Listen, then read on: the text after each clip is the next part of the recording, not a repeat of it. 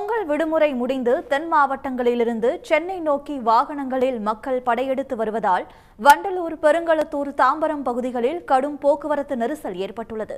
கூடுதல் விவரங்களுடன் செய்தியாளர் ஜெய்சங்கர் இணைப்பில் இருக்கிறார். ஜெய்சங்கர், போக்குவரத்து நெரிசலை குறைக்க ஏதேனும் நடவடிக்கை எடுக்கப்பட்டிருக்கிறதா? மேலும் சென்னை நோக்கி வருவதற்கு தாம்பரம், பெருங்களத்தூரை தவிர்த்து வேறு ஏதாவது மாற்று வழிகள் இருக்கா?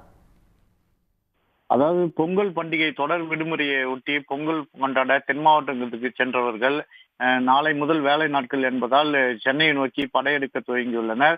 இப்ப குறிப்பாக ஒரே நேரத்தில் சென்னையை நோக்கி வாகனங்கள் அணிவகுத்தவர்கள் வந்து கொண்டிருக்கிறது. வண்டலூர், பெருங்களத்தூர், தாம்பரம் இந்த பகுதியில் தான் கடும் போக்குவரத்து நெரிசல் ஏற்படுகிறது.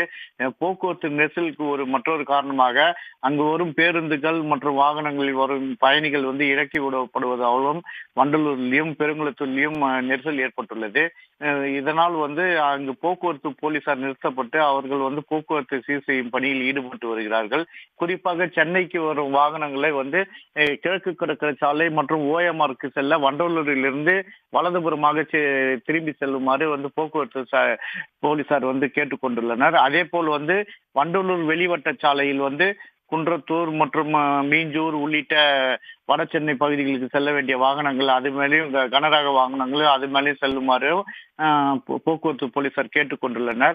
மதுரவாயில் பைபாஸ் வழியாக அம்பத்தூர் உள்ளிட்ட மதுரவாயில், அம்பத்தூர், போரூர் உள்ளிட்ட பகுதிகளுக்கு செல்லும் வாகனங்கள் இந்த வழியில் போக வேண்டும்.